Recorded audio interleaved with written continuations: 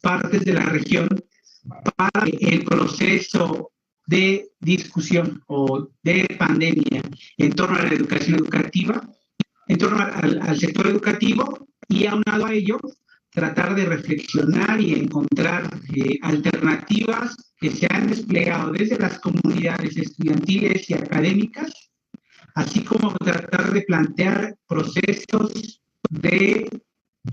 en esta ocasión nos acompañan el compañero Cristian Izaguirre, quien es estudiante de Derecho de la UNAM y miembro de la Regeneración Estudiantil Democrática, quien iniciará este conversatorio hablando sobre en la educación. Entonces, sin más preámbulo, le damos la palabra al compañero Cristian. Bueno, buenas tardes, compañeras y compañeros que nos acompañan en este conversatorio. Primero que nada, pues disculparme por no encender la cámara, ya que producto tengo un poco de interferencia en la red, entonces si la enciendo probablemente casi no se me entienda nada de lo que vaya a compartirles. Un gusto compartir con todas y todos ustedes y a los compañeros y compañeras que nos miran a través de Facebook, ¿verdad? A través de las diferentes redes. Bueno, con respecto a la educación, sabemos que producto de la enfermedad del coronavirus, ¿verdad? Esto ha provocado una crisis sin precedentes en todos los ámbitos sociales, políticos y culturales de nuestros países mesoamericanos, ¿verdad? Y en relación a la educación, pues no es este sector no es excluyente a esta crisis producto de la pandemia. Debido a esto, pues, según la UNESCO, ¿verdad? Que es la Organización de las Naciones Unidas para la Educación, la Ciencia y la Cultura, a mediados de la pandemia, casi como en julio, habían alrededor de 190 países que cancelaron todas sus actividades educativas a nivel mundial, ¿verdad? Equivalente a más o menos 1.200 millones de estudiantes a nivel mundial. Y solo en América Latina y el Caribe eran 160 millones de estudiantes que pues quedaron prácticamente varados a la mitad de su año lectivo o iniciando su año, ¿verdad? Según la Comisión Económica para América Latina y el Caribe, la CEPAL, desde antes de la pandemia ya existían una serie de desigualdades, ¿verdad? Como sabemos, en nuestros países de América, del continente, más que todo en el área mesoamericana y en el área andina, las brechas de las clases sociales son bien altas, ¿verdad? Hay un alto índice de pobreza extrema, alrededor del 65% de la población de América Latina y el Caribe vive en pobreza extrema y un 75% en pobreza relativa. Producto de esta pobreza extrema y de esta pobreza relativa, se han abierto más las brechas, ¿verdad? Las desigualdades que eran preexistentes ahora han venido a aumentar. Y el problema es que esto no solo afecta el acceso a la educación. Por ejemplo, de los 33 países de América Latina y el Caribe que cerraron sus escuelas, sus colegios y sus universidades, alrededor de 13 de estos países, según la CEPAL, tenían programas de merienda escolar.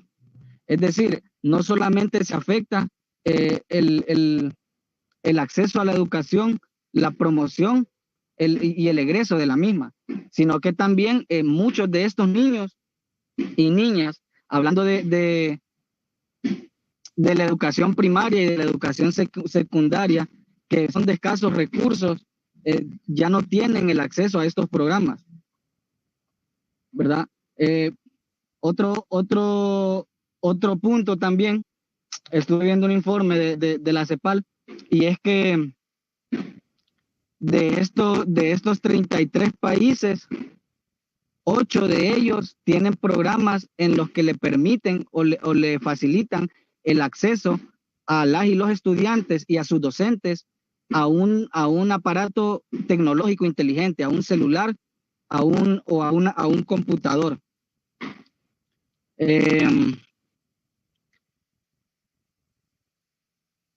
Uno de ellos es El Salvador. El Salvador, pues, colabora, hablando de Centroamérica, colabora con sus estudiantes, abrió un programa para que los estudiantes tuvieran un acceso, pues, a un teléfono inteligente.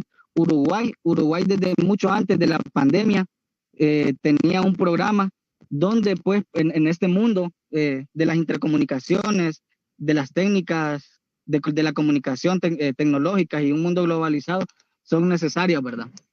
Entonces, Uruguay sí ya había pues predestinado estas metodologías tecnológicas, pero hablando específicamente de Honduras, sí hay un gran déficit, porque, por ejemplo, en la educación primaria lo que se está haciendo es transmitiendo 1 o 2 horas diarias de una televisora en la que se les está enseñando a los niños de primaria, ¿verdad?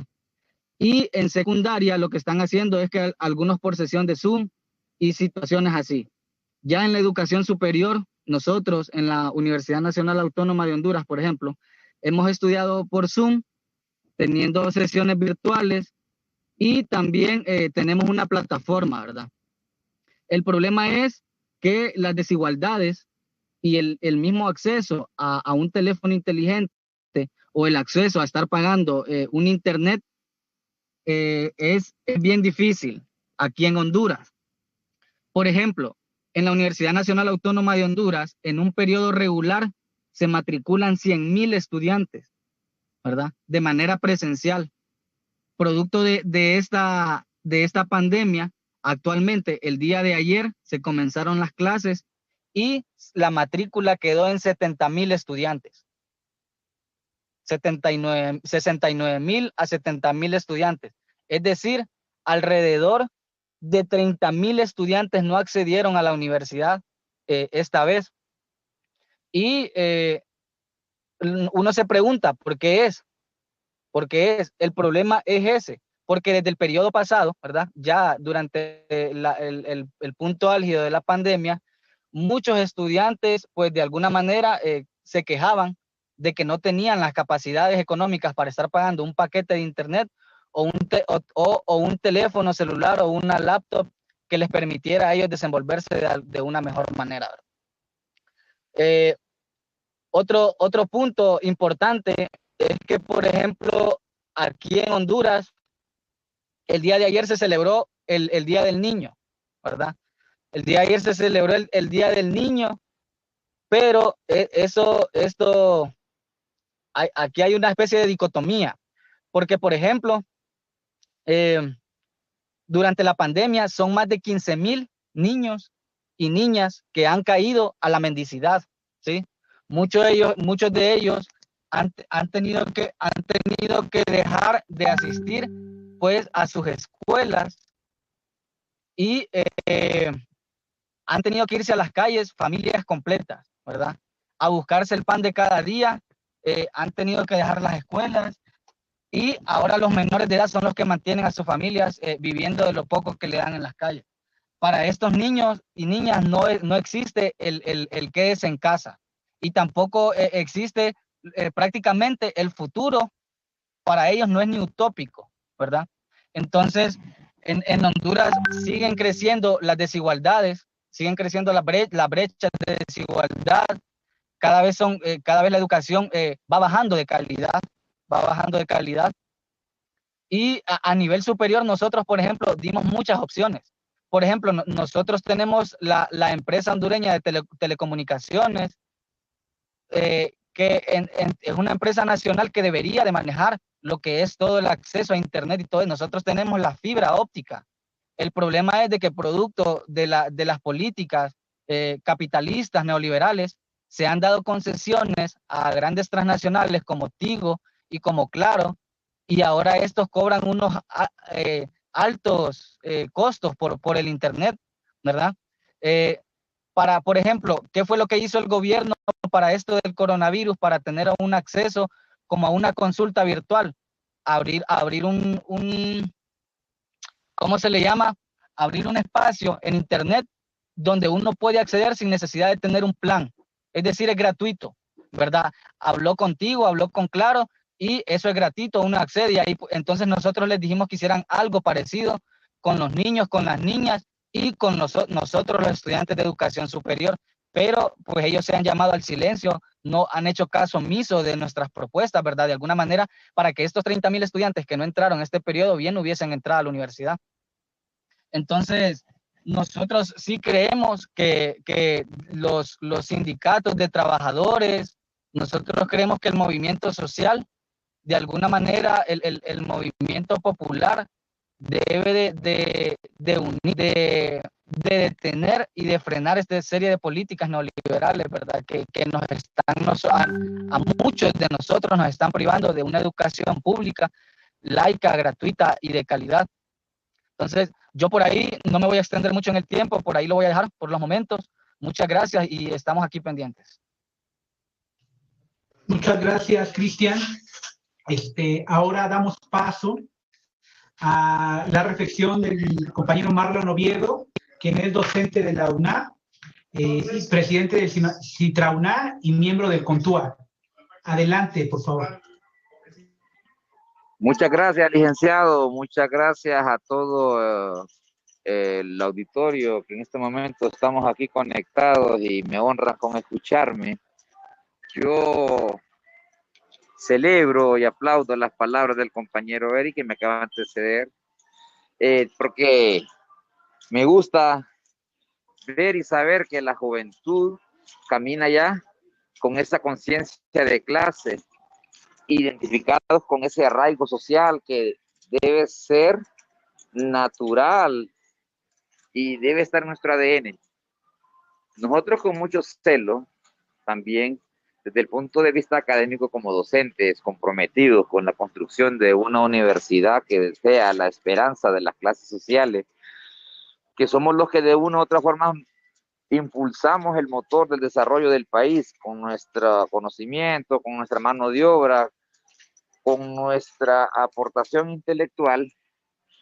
Y verbigracia, quiero tomar las palabras porque fue una propuesta desde la organización sindical, el CITRA-UNA, nosotros propusimos como una solución global, utilizando los recursos que posee el Estado para poder impulsar en esta situación de pandemia y necesidad los grandes cambios o los aportes que podíamos dar en este momento utilizando justamente la conectividad que ofrece Hotel.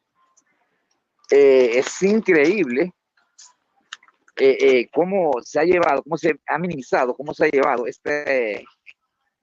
yo le llamo capitalismo salvaje, ¿verdad? Con esta doctrina neoliberal, destruir la propiedad del Estado para fortalecer justamente a la propiedad privada. El concepto del capitalismo aplicado en su máxima expresión en nuestro país, que ocupa los últimos lugares en cuanto a desarrollo cultural, y no poder justamente desde el gobierno ofrecer una solución de conectividad para aquellos niños que viven en esos barrios marginales, para los jóvenes que viven en condiciones de riesgo social, riesgo de inseguridad que tiene el país, aparte de la inseguridad jurídica que tenemos, la inseguridad social que sabemos que es latente y que la vivimos día a día.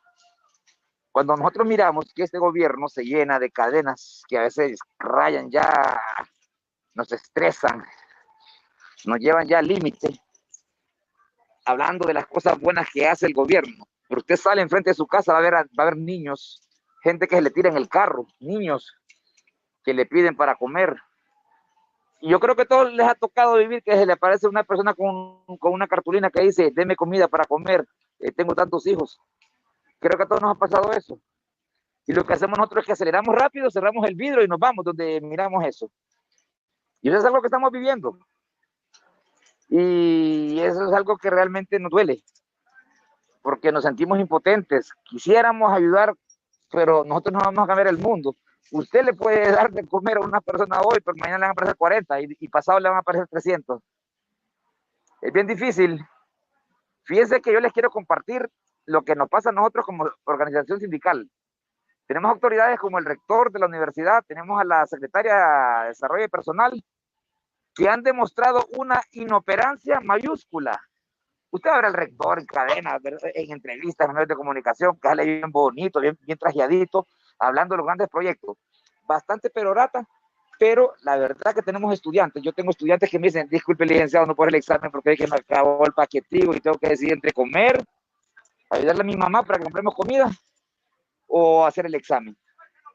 Compran un paquetivo que por cierto no les dura para nada. Como les dije, Hondutel prácticamente se fumó. Pero yo no le voy a echar la culpa a Hondutel. Voy a escucharle la culpa a todo un sistema que tenemos establecido para que no funcione. Se volvió anacrónico. Cosa rara porque yo en mi casa tengo la conexión con Hondutel. Bueno, tengo una conexión que es de 10 megabits, ¿verdad? Y funciona. De que funciona, funciona. Ya lo dijo el compañero Eric, que tienen en el casco urbano, tienen ahí todo un anillo de fibra. Y ser incapaces de ofertar. Mire, yo no sé cuál es el negocio de internet del pueblo. Lo más seguro que no es ni con Hondutel, estoy seguro que es con una de estas operadoras como Tigo o Claro. Así, esa es la realidad de Honduras. Y esa es la que nunca va a decir el gobierno. Y esa es la que nosotros toleramos cuando nos quedamos callados y no decimos nada. Cuando mostramos apatía y no participamos en los movimientos sociales populares que son necesarios para podernos expresar nosotros con la sociedad la realidad que estamos viviendo. Mira, el presidente de la República, el presidente del Congreso Nacional de la República, ellos son multimillonarios, ellos son felices, ellos ya engordaron hasta su 10ª generación futura, pero nosotros, los trabajadores, los que somos obreros, los que estamos día a día realmente trabajando para sacar adelante el país, es bien difícil. Yo siempre le he dicho, me ha gustado un comentario que hacemos siempre nosotros. No sé, ustedes han visto un meme que dice, donde se mira, digamos, un militar golpeando a un civil y por ahí dice, ¿verdad? Hombres con uniforme golpeando a hombres en uniforme, por ahí la cosa. Ustedes lo han visto por ahí, ¿verdad? Para ricos, algo así. Y eso refleja la realidad del país. Yo quisiera decirles a cada uno de ustedes de que esa línea de pensamiento desde el Tribuna nosotros lo compartimos, lo exaltamos y lo manifestamos, hacemos los movimientos sociales, nosotros los convocamos, nosotros porque yo quiero quedarles claro, yo no personalizo nada, esto es una cuestión de sistemas, esta ya es una cuestión ya de estructuras que se han formado dentro del país para que de una u otra manera no nos quede más opción que ser un peón más o un engranaje más del sistema operativo que tenemos dentro del país. No tenemos opciones más que podernos someter al mismo y ir 4 años, cada 4 años, a escoger quiénes van a ser los próximos que se van a burlar y reír de nosotros. Este país, su población. Tengo la participación aquí del doctor Denis Castro Abadía, que me la acabo de encontrar en el supermercado. Me pidió un espacio y yo con gusto le doy ahorita, ya que me escuchó ahorita mi participación. Adelante, doctor. Es un foro de Contúa. Honduras tiene su pueblo solamente un día donde va a votar por alguien que escogieron otros y a quien a través de la urna lo transforman en un ser honorable. Fíjense bien, Honduras vota por personas que otros escogieron y que a través de la urna lo convierten en honorable. Y este país, hasta tanto, realmente el ente académico que amen todo el código del video. País, si no se integran y no participamos, estamos dándole espaldas en los últimos 25 años. Este es un país tomado, ultrajado, robado, tonto útil, en la mal llamada palabra que se dice democracia, que deberíamos ser realmente una fiesta. Es una fiesta donde habrán los que bailan y los que están viendo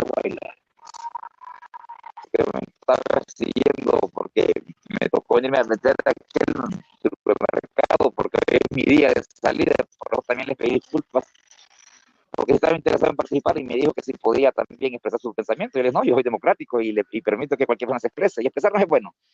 Bueno, ya pasó.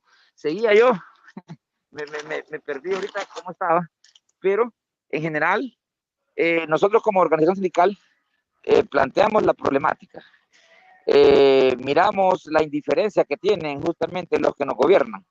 Hemos hecho movimientos, hemos organizado, nosotros hemos ido a las calles, hemos llamado a una plataforma de lucha por la defensa de los derechos de los trabajadores organizados en Honduras del sector público y privado también. Y de una u otra forma, la línea de pensamiento que nosotros manejamos es la misma. Pero lo que me preocupa es que nos estamos llenando de inconformidades, de quejas, protestas, sin embargo no pasa nada. Ya vimos ahorita, hace meses de la duración de esta pandemia, no ha pasado nada. Yo todavía sigo buscando los hospitales móviles. Yo creo que hasta la instalación de hacer otro negocio chusco y corrupto de este gobierno, que tradicionalmente es el dominante del país y de lo que es justamente la burguesía que nos malgobierna. Comparto algunos criterios que mencionó el doctor Castro Bobadilla con relación a que nosotros somos tontos útiles, que cada 4 años vamos al matadero y nos dicen únicamente vote por cualquiera que nosotros vamos a escogerlo, ¿verdad?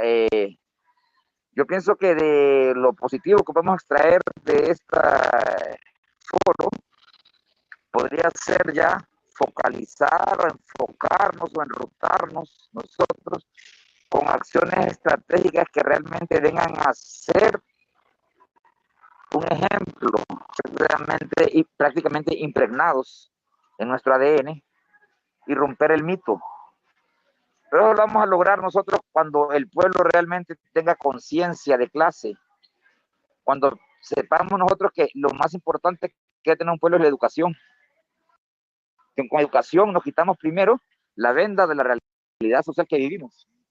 Y muchas cosas más que nos vamos a ir dando cuenta con la educación, cómo se maneja la salud en el país, negocio de quién es, quiénes son los grandes inversionistas del sector. Yo digo algo, y mire, yo aquí hasta me saco el tema un poquito. Mencióneme usted un gran empresario del país, uno solo, que no tenga negocios con el gobierno. Esos son grandes empresarios que hay en Honduras. Le dan fama por aquí, que un apellido árabe, sí. Los árabes, los que vinieron a robarnos, justamente nos transculturizaron. La peste que se vino a Honduras allá en los años 50, en los años 40, ¿verdad? Pero, ¿cuál ha sido el gran crecimiento de esos apellidos raros? De esos apellidos de árabes. Los negocios con el gobierno. Luego llegaron al cenit y al vértice de la curva creciente cuando se formó Conadi, allá en los 80. Después la llegada de la implantación oficial de la doctrina neoliberal con Rafael Leonardo Callas en el año 1990. Y así podemos contar de allá para acá.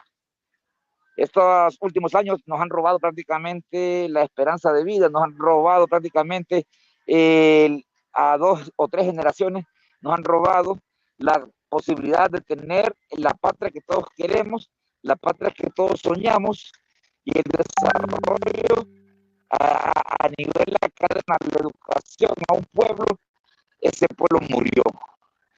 Y ahorita Honduras, a nivel de educación, está en coma. Ya lo mencioné aún así, presencialmente también es un fraude con la nueva ley de educación, con las reformas que se hacen ahí en la universidad. Miren la universidad, miren más. Lo más probable es que los premios sigan interinos o van a poner a otro interino. Mire y revise usted el desarrollo académico. Mire que esta la Universidad Chuleta, Universidad de Pulpería, más barata que existe aquí en el país, tiene inclusive hasta mejores planes de estudios y mejores carreras que la Universidad Nacional Autónoma. En la Autónoma, yo creo que también algunos hemos sido también cómplices por acción o por omisión. Y yo no quisiera contarme entre ellos, pero si tengo alguna cuota de responsabilidad por omisión, pues tendré que aceptarla. Pero hacer un análisis de conciencia y rectificar. E invito a estos jóvenes estudiantes, sobre todo que estudian carreras principales como decir derecho, economía, ciencias sociales, que ya es momento que nosotros pues nos unamos a un solo sector en la comunidad universitaria, estudiantes, trabajadores, docentes, ¿sí? Digamos hasta aquí, basta, nos paremos en 30, como dicen aquí en mi pueblo, aquí en las autoridades universitarias, y demos el salto, ese salto que nunca se dio, ese salto que pensamos nosotros que en el año 2009, cuando se violentó nuestra constitución, se rompió el orden constitucional y se perpetró un golpe de Estado, que los descarados todavía que nos gobiernan, todavía tienen el cinismo y descaro de decir de que no fue golpe de Estado. Ese tipo de cosas nos van culturizando, nos van atontando y nos van reduciendo y nos llevan a la indiferencia. Y nosotros en el sindicato, en el Citrauna, lo vivimos. Convocamos a marchas y a veces lo que recibimos de los trabajadores es indiferencia, le pone cualquier excusa para participar. Nosotros compartimos el mismo pensamiento. Yo particularmente soy un entregado al desarrollo, a la educación. Me encanta motivar a los jóvenes, me encanta impartir mis clases. Me parece que estoy dejando un legado, porque en mi caso particular ya tengo 50 años, estoy más cerca del final de mi carrera vital y yo quisiera dejar algo para mis hijos, para mis nietos, para esta juventud, para todos estos muchachos que están con todas las ganas de comerse el mundo, pero va a ser bien difícil si nosotros no tenemos justamente ese grado de compromiso social, ese grado de conciencia necesario para poder emerger con una nueva Honduras. Por aquí me voy a quedar en mi participación, les agradezco mucho el tiempo que me han brindado y estaremos en contacto y para cualquier respuesta, cualquier pregunta o cualquier complemento que pueda aportar al mismo. Muchas gracias. Muchas gracias al compañero Marlon. Daríamos paso a la participación del compañero Rui Díaz de Media en Honduras. Adelante, Rui. Muy amable, muchas gracias. Es un honor estar con ustedes. Y inicio recordando que a principios de los años 90 del siglo XX, cuando se discutieron los borradores de lo que llamamos en Honduras Estatuto del Docente Hondureño, los gremios magisteriales eligieron doblar la jornada de trabajo para obtener doble salario, en lugar de revalorar al doble la hora clase. Entonces, de esta manera se instauraron jornadas plena y exclusiva, con lo que los y las docentes pasaron a atender legalmente máximos entre 54 y 72 horas clase frente a alumnos de 40 minutos cada uno, es decir, 7 a 10 horas reloj diarias por un salario de alrededor de $600 la jornada. Aunado a eso, obviamente en la prepandemia debemos recordar los históricos problemas de cobertura, deserción, situación socioeconómica de los y las discentes, los estudiantes, además de los problemas de infraestructura y personal, vigilancia, haciadoras de los centros escolares. Sobresaliendo en el marco de la pandemia, la falta de agua potable. A estos elementos agreguémosle el apagón pedagógico, término acuñado por el profesor venezolano Bonilla Molina Luis, y la Universidad Nacional Autónoma de Honduras, saludos allá al profesor de la Autónoma, a principios de los años 80 del siglo pasado, producto de la imposición de Osvaldo Ramos Soto en la rectoría, la desaparición forzada y el uso de armas de fuego para dilucidar disputas. Con eso inició el largo periodo, casi 10 años, si no más, de los desaparecidos en nuestro país. Segundo apagón pedagógico se dio en la Universidad Nacional Autónoma, en la Universidad Pedagógica Nacional Francisco Morazán, con la implementación a partir de inicios del siglo XX de los programas privados de educación básica utilizando instituciones públicas, con lo que inició la comercialización de títulos y grados académicos vinculados al sector magisterial. Y el tercer apagón se dio en la Secretaría de Educación con la aprobación de la Ley Fundamental de Educación en la segunda década del siglo XXI, con lo que se legalizó el irrespeto por el título y grado académico. Y entonces, a partir de ese momento, se legalizó que un docente de matemáticas perfectamente puede ser ubicado para impartir educación física, verbigracia, o al revés, uno de educación física perfectamente puede ir a impartir ciencias naturales.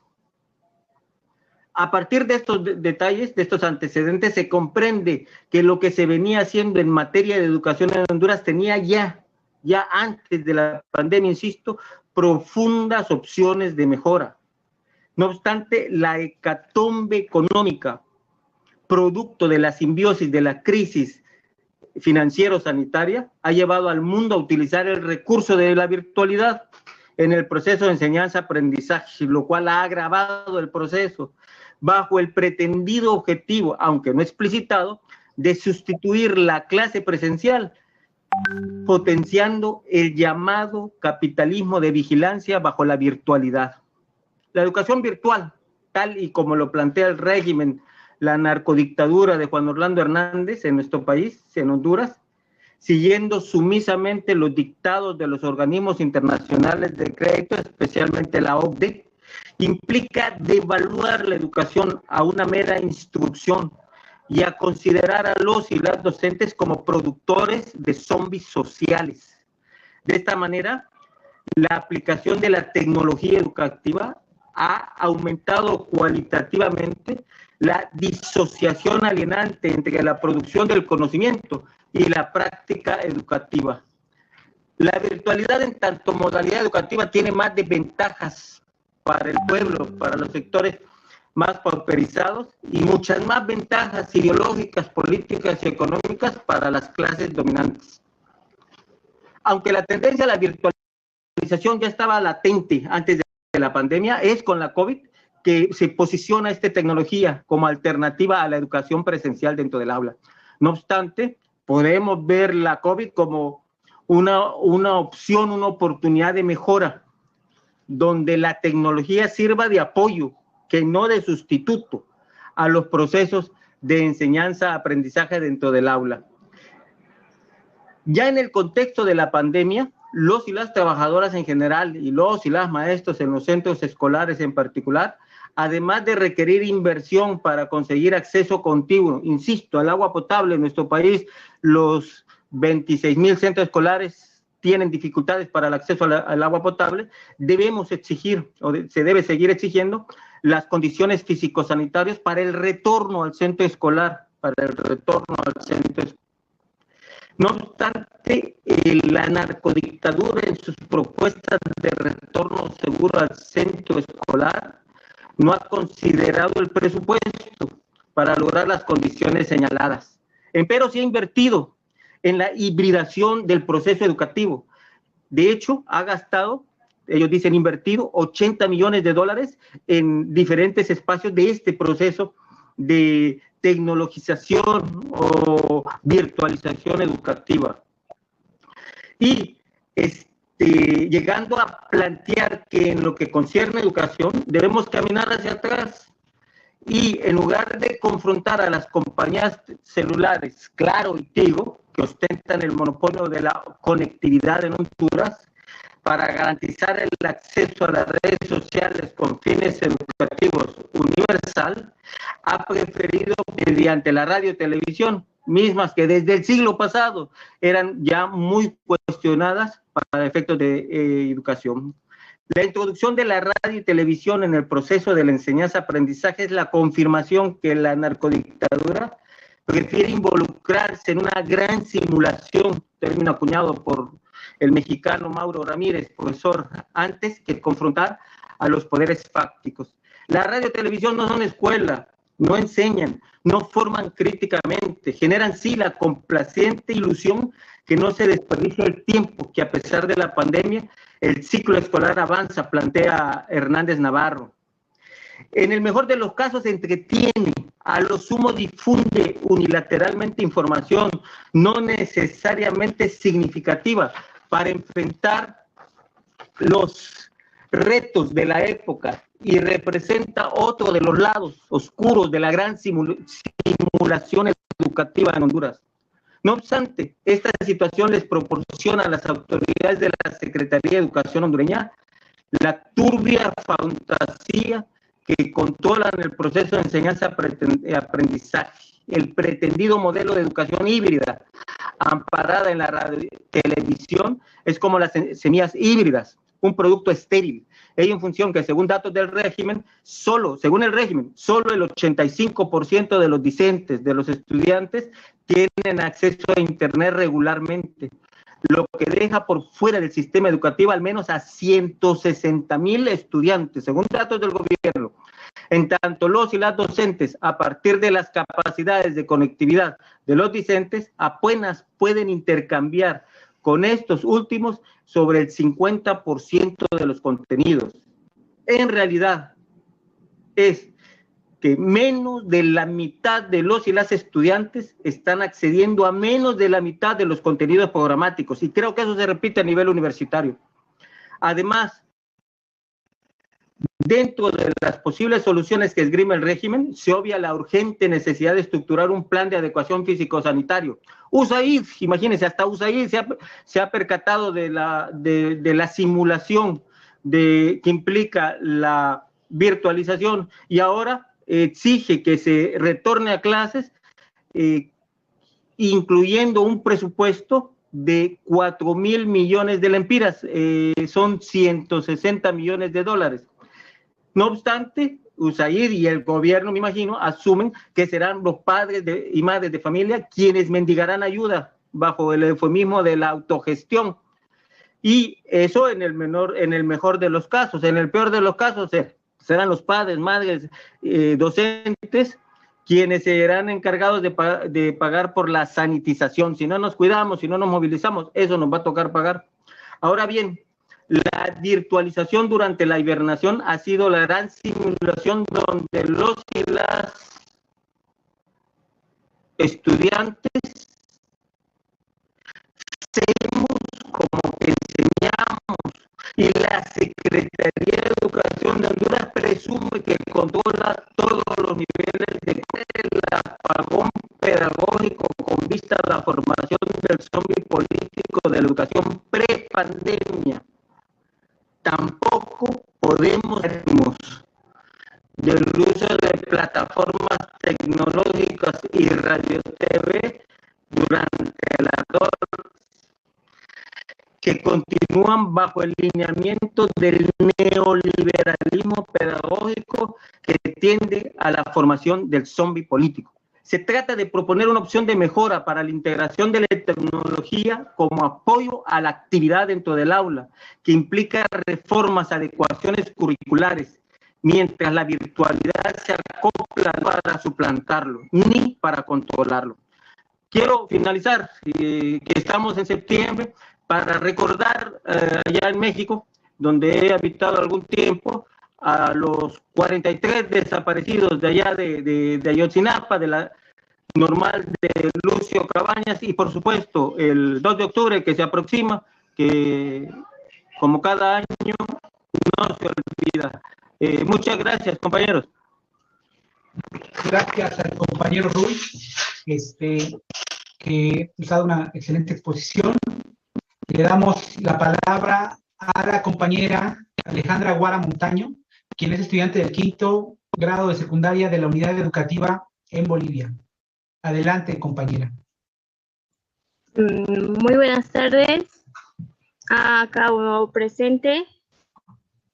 Mi nombre es Alejandra Guara Montaño Martínez.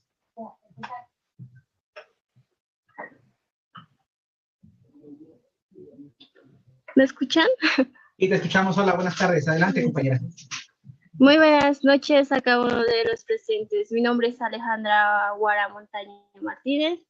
Como ya me presentaron, soy de 5º grado de la Unidad Educativa Bolivia, del Distrito Minero de Guanuni, del Departamento de Oruro y el país Bolivia. Muy agradecida con la invitación y el espacio que se me brinda. Para iniciar esta conversación, me gustaría comentarles sobre mi experiencia siendo estudiante en épocas de pandemia en Bolivia. Como todos saben, la pandemia llegó a Bolivia de una manera imprevista el 22 de marzo, cambiando rotundamente los hábitos sociales. En el camino tuvimos muchas bajas, entre ellos fueron familiares, amigos, conocidos. Mi historia comienza el 12 de marzo con la suspensión de actividades escolares. Estas fueron muy radicales porque no teníamos información del Ministerio de Educación hacia nuestros maestros. Nosotros como alumnos retornamos a las clases a principios del mes de junio de forma virtual, o sea, solo con la aplicación WhatsApp. En principio, cuando empezó las clases, cada uno tuvo que buscar los recursos, ¿no? Para poder pasar las clases virtuales, ya que no muchos cuentan con las condiciones necesarias, tanto internet y la tecnología.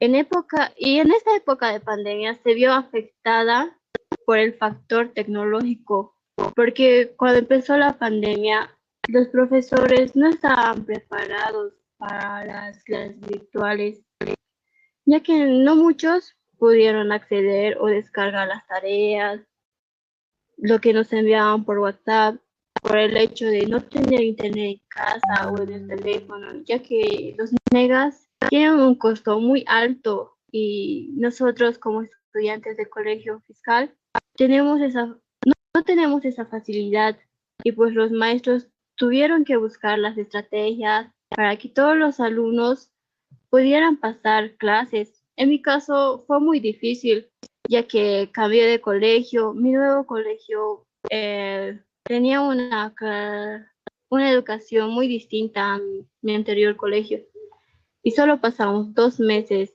de clases presenciales, ya que el 12 de marzo empezó la cuarentena en el distrito minero de Guanuni del departamento de Oruro.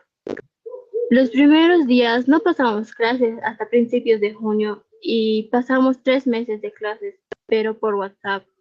No pasamos ni una clase por Zoom, ya que algunas veces no tenían las posibilidades de acceder a esa plataforma, y algunas veces nos enviaban cuestionarios o videos para poder realizar las prácticas y las tareas. Nos enviaban PDFs y que habían redactado los y las profesoras de diferentes materias del colegio, pero no muchos compañeros podían acceder a descargar lo que enviaban los profesores por WhatsApp. Y cuando teníamos una pequeña evaluación y teníamos que descargar un video que nos envió el profesor, mis compañeros no tenían internet en el teléfono o wifi en sus casas. No podían acceder, ¿no? A descargar los trabajos de la clase o de algunas materias. No se podía porque el internet era muy bajo, muy lento, y nos tardábamos en descargar. Ya que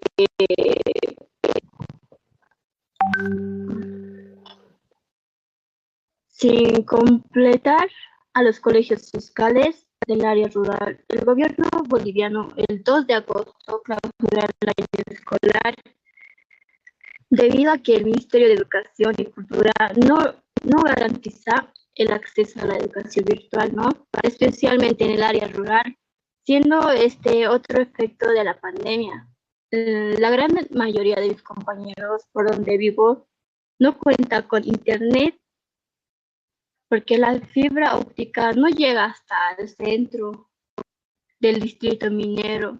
Tenemos compañeros que viven en las laderas, más que en este tiempo los recursos económicos de nuestros padres fueron atacados, ya que Guanuni vive de la minería estatal. Y debo contar con mucha pena que muchos padres no estaban percibiendo el sueldo por 5 meses. Hace 5 meses nuestras autoridades no toman en cuenta cuánto nos afecta el no tener las clases virtuales por la aplicación de Zoom, porque eso nos afecta. Cuando nosotros queramos ir a postular a alguna universidad, ya que no muchos sentimos preparados con el nivel actual académico, ¿no?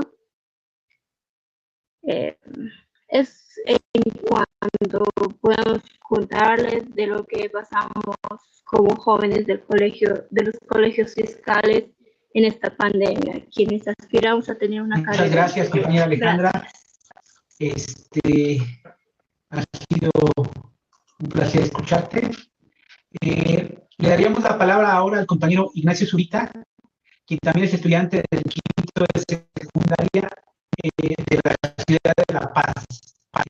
Adelante, Ignacio, para escuchar tu participación. Bueno, muchas gracias, compañero, y buenas tardes a todos nuestros compañeros presentes en este foro. Bueno, yo voy a hablar como la educación en colegios privados también ha sido afectada, y también voy a dar como una línea cronológica de todo lo que ha pasado, todos los problemas que han surgido por eso de la pandemia en cuanto a educación dentro de nuestro país.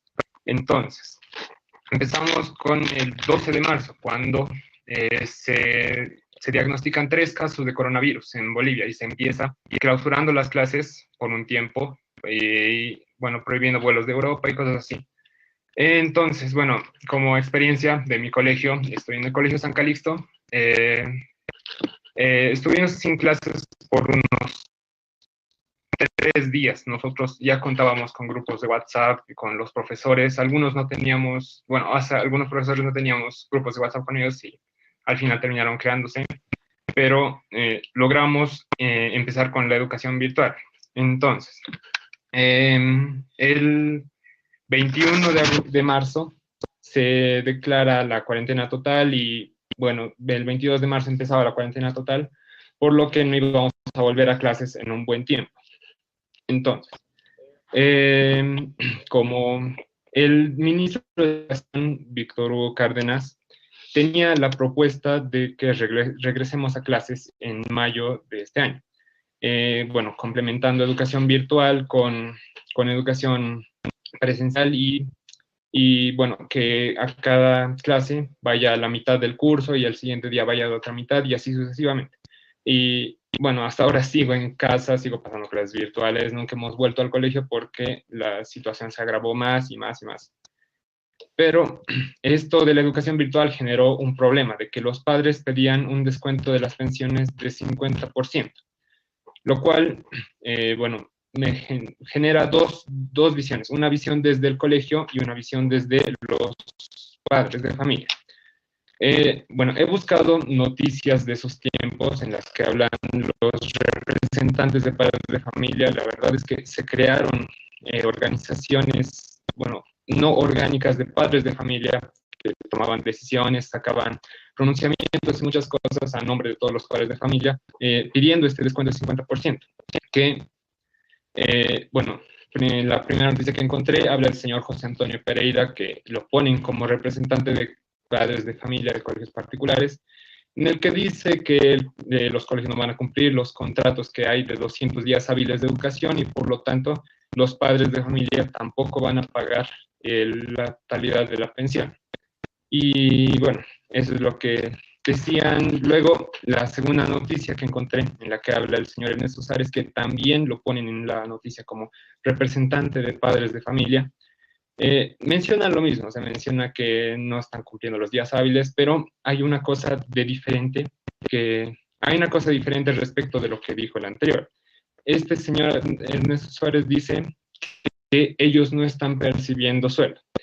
Entonces, ese es el problema mayor por el que se pide este descuento del 50%, que los padres de familia, bueno, la economía de Bolivia es en 70% informal, entonces estaba totalmente paralizada y muchos de los padres de familia no estaban generando dinero, no tenían cómo pagar el internet que es necesario para poder entrar a estas clases virtuales, estos aparatitos que tenemos que usar para acceder a las clases virtuales, celulares, computadoras, y por lo tanto sus hijos no podían entrar a clases, digamos, todos los días. Y además, como lo dijo la compañera de colegio fiscal, que los paquetes también son muy caros y muy bajos. Por ejemplo, un paquete de Entel de 2 bolivianos son 100, 150 megas, digamos. que, bueno, creo que para Zoom, para todo un día de clases, que nosotros en mi colegio tenemos 6 horas de clases, tal vez no alcance. Entonces, ese es el problema mayor, que la economía está paralizada y los de familia no tienen cómo ayudar a sus hijos para acceder a la educación virtual, que, bueno, además es de que las distracciones están a todo lado, digamos. Puedo agarrar aquí mi guitarra que está aquí a mi izquierda, puedo jugar en mi celular, puedo ponerme a jugar en computadora, porque es la distracción que está frente a mí. Además que dependemos de que, bueno, yo lo veo como la Tigo. No sabía que Tigo estuviera a tantos lugares como Honduras y bueno, no sabía la extensión de Tigo. La verdad es a veces tengo que soportar que Tigo tenga mal internet. Ahorita, bueno, me acaba de parecer que su conexión es inestable. Esta mañana estaba pasando clases y el internet de mi profesor y mi internet se cortaron unos 5 minutos. Entonces es como la voluntad de las telefonías de dar un buen servicio. Entonces, pasando del tema de las pensiones. Bueno, las protestas están en aumento y todo, y el gobierno de Bolivia sacó esta, bueno, con los colegios en diálogos y todo eso. En esta tabla se contempla la cantidad de estudiantes que hay inscritos en el colegio, la cantidad, el monto de la pensión, y si el colegio ha pasado clases virtuales.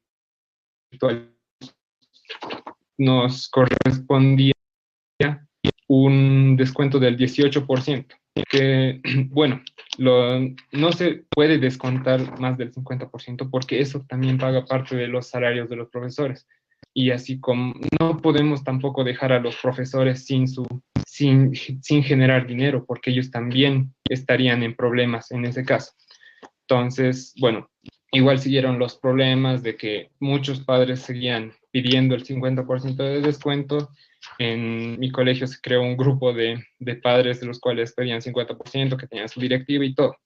Entonces, bueno, lo mencionó nuestra compañera, en agosto se decide clausurar el año escolar. El ministro de la Presidencia sale en una conferencia de prensa y dice que como gabinete ministerial han decidido clausurar el año escolar y que todos... Aquí tengo la resolución ministerial y dice, artículo 1, clausura, disponer la clausura de la gestión educativa y escolar 2020 del subsistema de educación regular en todo el territorio nacional y la promoción de los estudiantes al curso inmediato superior. Artículo 2, habilitación, con la finalidad de habilitar a los bachilleros de las unidades educativas fiscales privadas y de convenio del subsistema de educación regular para su ingreso a instituciones de educación superior de formación profesional, el Ministerio de Educación, Deportes y Culturas implementará el funcionamiento de cursos de nivelación.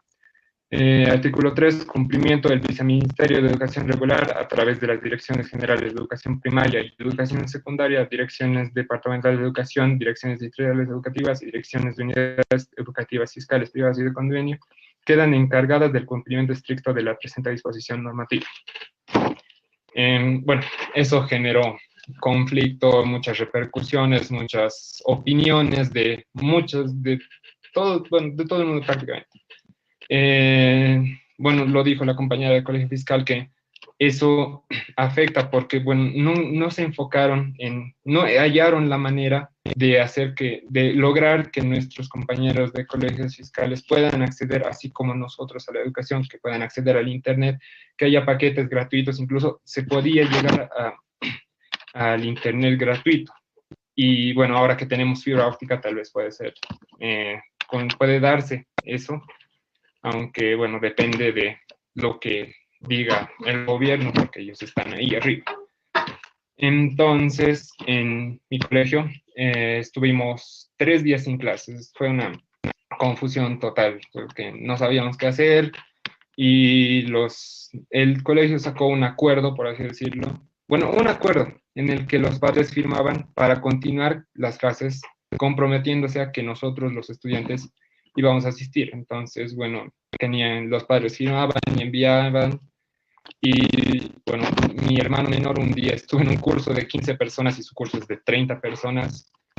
Bueno, mi curso redujo 2 y así, pero había ahí donde se creó la Junta de Padres de Familia para pedir 50%, y bueno, incluso decían que esto dejaba de ser clases y se volvían talleres, por así decirlo. Y bueno, como último evento que ocurrió, se presentó un fallo judicial en el cual se anulaba la clausura del año escolar. Bueno, esto se veía prometedor porque así todos podríamos volver a clases normales, los compañeros de colegios fiscales también, y supuestamente, bueno, he buscado notas de prensa y en una, el ministerial, ellos estaban listos para implementar la educación en las escuelas fiscales para ayudar a que se pueda seguir con la educación virtual con las plataformas que usamos, que es Zoom, Google Meet, Classroom, entre otros. Y bueno, quedó en el olvido porque no se supo nada más ni del fallo judicial y por lo tanto, bueno, el ministro tampoco hizo nada, no decía estar preparado, pero al final no hizo nada. Entonces, la educación virtual ya de por sí no es tan eficiente como la educación presencial, no es igual que la educación presencial porque ahí estamos con el profesor, no nos podemos distraer en el curso porque tenemos al profesor ahí que nos controla. Aquí yo puedo apagar la cámara y hacer lo que yo quiera porque, bueno, no nos piden cámaras encendidas. Y bueno, ahorita la educación solo es necesario tener conexión a internet, que tener celulares, computadoras para acceder, y solo pocas personas que pueden acceder totalmente a la educación virtual para prepararse para los siguientes años, y eso es lo que más esto afecta más que todo a los alumnos de prepromoción y de la promoción, porque se tienen que preparar para entrar a los cursos universitarios. Y bueno, nosotros de prepromoción estamos también en ese proceso para elegir carreras y prepararnos también para la universidad. Entonces, bueno, también ha habido esfuerzos de los profesores, que el otro día estaba viendo noticias y pues había una en la que decía que varios profesores de colegios fiscales se dan sus propios modos para hacer llegar la educación, porque un apoyo firme y del gobierno, entonces iban a las casas de los estudiantes con las tareas, grababan videos y eso mandaban a sus alumnos. Y bueno, para la educación surgieron muchas propuestas en ese entonces, como de usar las radios comunitarias, la televisión, para dar clases, pero aún así no sé, bueno, el gobierno no implementó estas propuestas. El internet es muy caro y bueno, Tigo para mí es un odio Tigo, y pues bueno, dependemos de esas empresas para acceder al internet. Y bueno, eso es todo lo que tendría que decir. Muchas gracias, Santiago. Le agradecemos tu participación. Y ahora le daríamos la palabra al compañero Sandino Villatoro, quien es docente y militante de Nuevo País. Adelante. Buenas tardes, compañeros. Muchas gracias a todos por estar presentes en esta pequeña reunión que tenemos, donde estamos analizando la educación durante la pandemia. Me di a la tarea de entrevistar a algunas compañeras que son docentes en diferentes áreas. Voy a entrevistar a una compañera que está en el área de telebachillerato, ya que por ser un área en la que se especializan para tener educación presencial con medios electrónicos mediante las televisiones, pensé que por ahí podría haber alguna propuesta para solucionar el problema que se ha dado en todo el mundo, ¿no? Y otra compañera que es de educación preescolar, que también se vieron en la necesidad de utilizar las nuevas tecnologías para poder dar las clases a sus alumnos.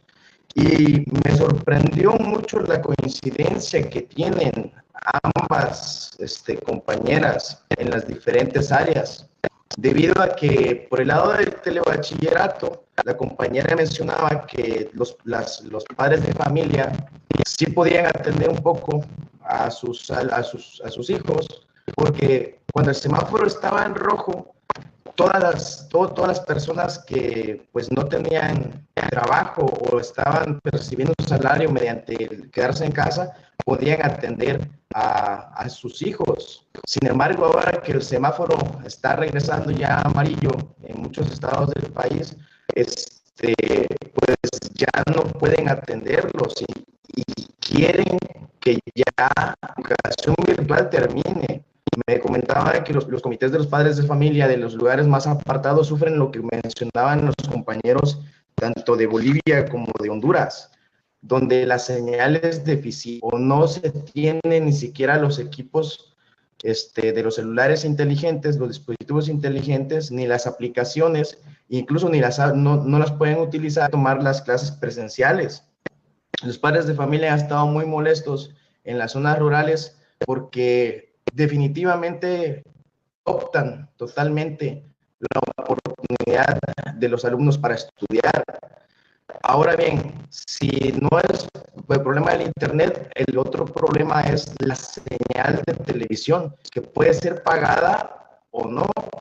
Y hay muchas familias que tienen no solamente un hijo o dos, tienen una televisión.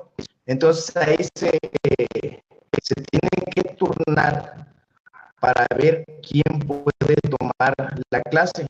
Ese planteamiento se le hizo al secretario de Educación Pública de México, que es Esteban Moctezuma Barragán, y mencionó que las clases empiezan a la noche para que las puedan tomar, pero hay familias que tienen varios hijos en diferentes educativos, que es desde el preescolar hasta el bachillerato. Sufren ese problema, limasas. Han preferido que sus hijos salgan a trabajar para llevar el pan a la mesa. También me comentaba la compañera de preescolar que ellos se han visto en la necesidad de asumir un rol mucho más pesado para ellos, ya que tienen asesoría todo el día. Ellos trabajan desde las 7 de la mañana hasta las 9, 10 de la noche, porque mediante el WhatsApp intentan resolver dudas de los padres de familia para que sus hijos tomen bien las clases. Esta pandemia ha venido a golpear a los más desprotegidos, a las personas y las comunidades más apartadas, a los más pobres, ¿no?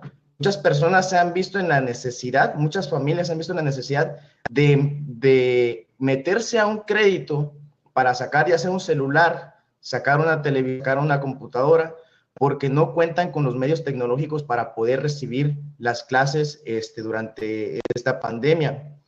Las familias monoparentales en México son las que más sufren, porque ¿qué va a hacer una madre soltera o un padre soltero ahora que regrese a trabajar? Especialmente los que tienen niños de 4, 5 años, 6 años en primaria, en nivel primaria, pues van a tener que buscar con quién dejarlos y que les lleven las clases para que pueda tomar bien la clase de su hijo, a que se lo dejes al abuelito, se lo dejes a la tía, se lo dejes a alguna persona que tengas que pagar. Ahí golpean doble o triplemente a las familias monoparentales, ya que no van a tener que trabajar doble para poder pagar incluso una guardería donde puedan llevar a cabo sus clases.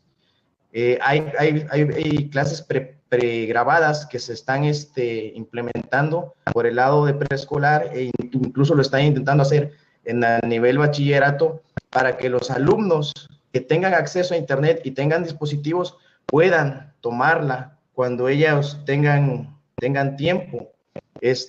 Sin embargo, como lo mencionaban los compañeros anteriormente que me antecedieron, las clases virtuales no tienen el mismo impacto que las clases presenciales. Un ejemplo me lo ponía la compañera de telebachillerato, que aunque ellos estuvieran guiando las clases presenciales con telebachillerato, los promedios de rendimiento a nivel son sumamente bajos.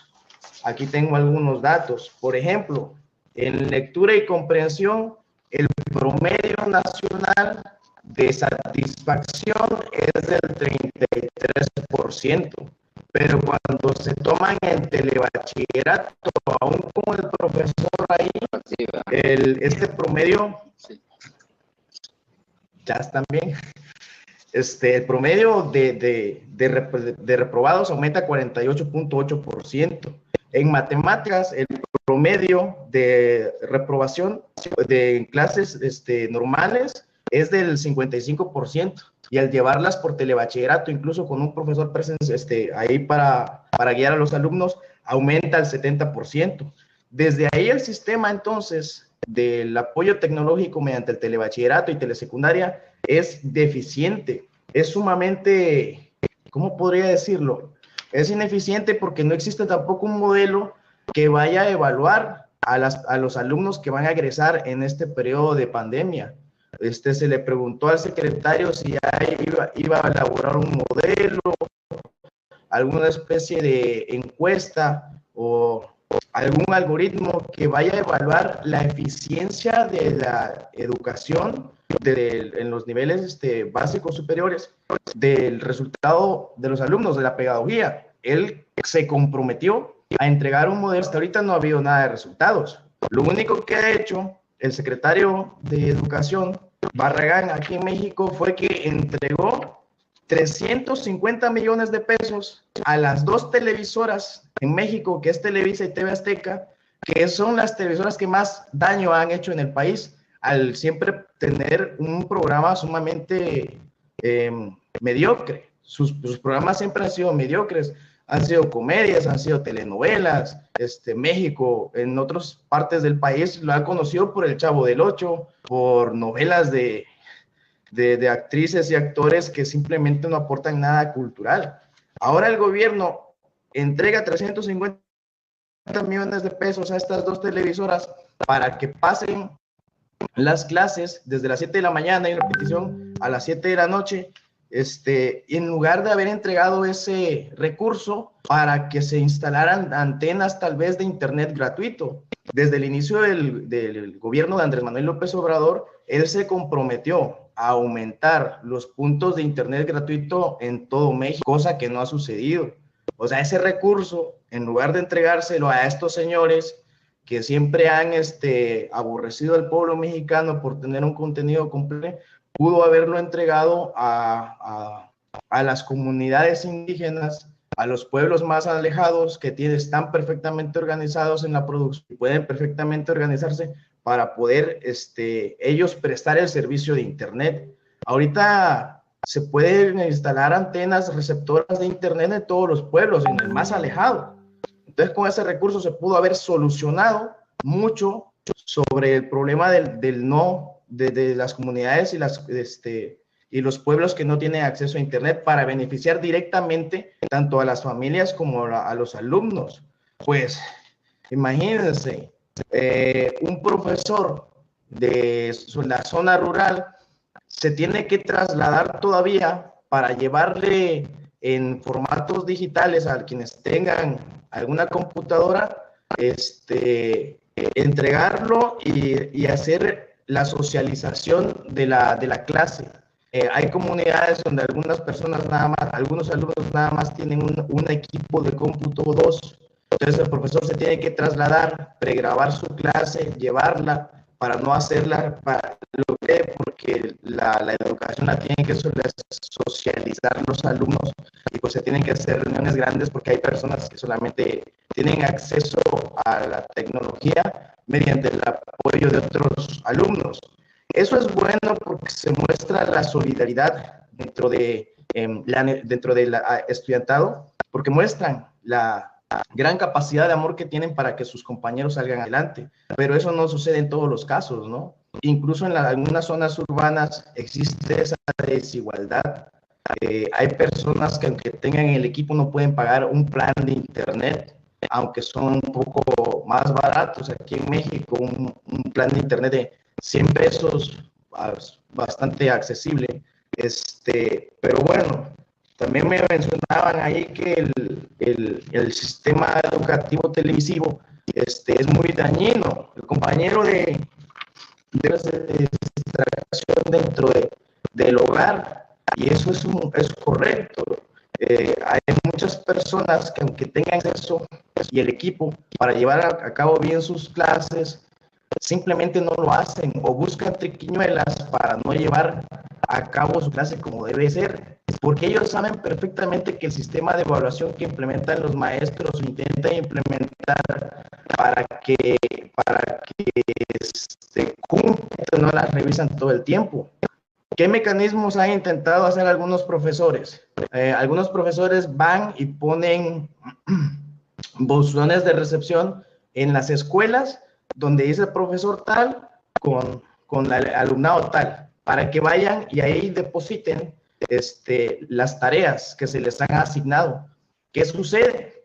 A veces sí, los alumnos los entregan, pero las condiciones climatológicas, alguna persona que no es, digamos, respetuosa a la educación, se roba las tareas o no las entregan. Entonces los alumnos agarran de pretexto eso para justificar que sí entregaron o hicieron sus labores y los van a pasar, ¿no? Este ciclo escolar va a ser un ciclo escolar prácticamente perdido a una televisión o a un dispositivo inteligente o al internet. Incluso es casi 50% perdido para las personas que vayan a llevar este sistema, porque las estadísticas dicen perfectamente que un sistema de televisivo digital pues no garantiza un aprendizaje real. Ahí vemos cómo las cifras de matemáticas llega casi al 70% de ineficacia, que no lo entienden.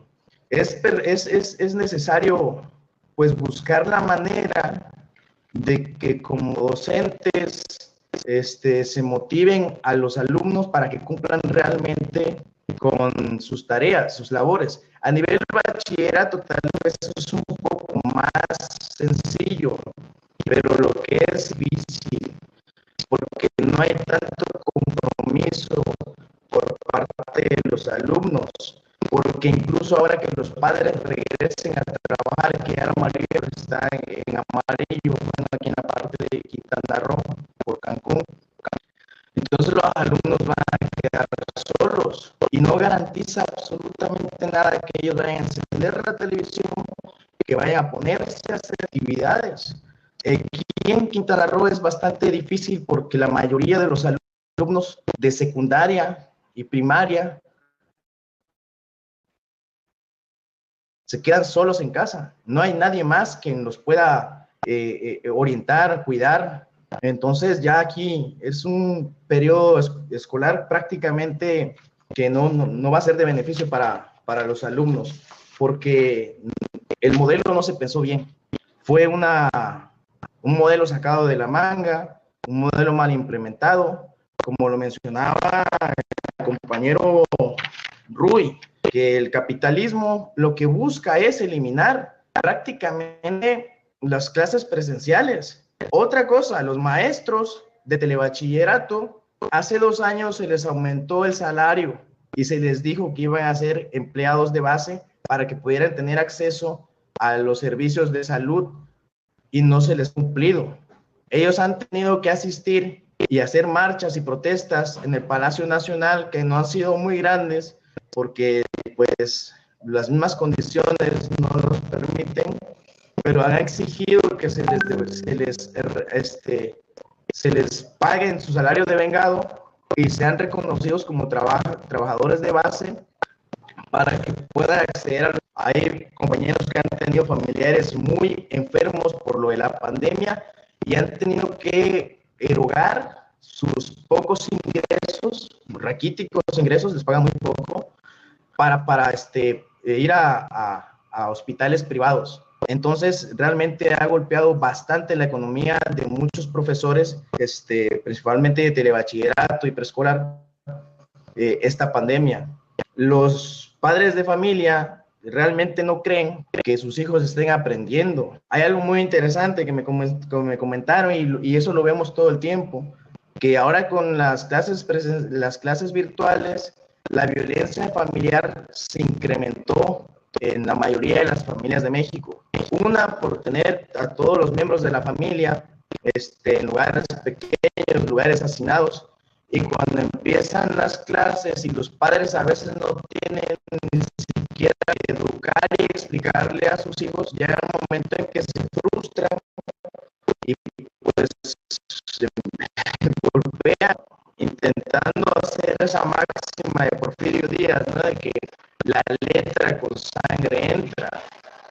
Entonces sí ha habido maltratados por sus padres debido a que estos últimos se frustran al no poder explicarle bien a sus hijos. WhatsApp o llamadas telefónicas a los profesores para intentar aclarar esto. Hay profesores que han llegado más lejos. Se han montado en estos triciclos para llevar tu escuelita, de la escuelita hasta tu casa. O sea, los maestros tienen voluntad, quieren enseñar, saben que el sistema no funciona y se las han ingeniado para ir en un triciclo con su cubrebocas, con plásticos a los lados, con sanitizantes, para que vayan los alumnos y ahí puedan resolver sus dudas. La voluntad del profesorado mexicano es tan grande que busca la manera de implementar sistemas en diferentes situaciones que ayuden a subsanar a nivel mundial.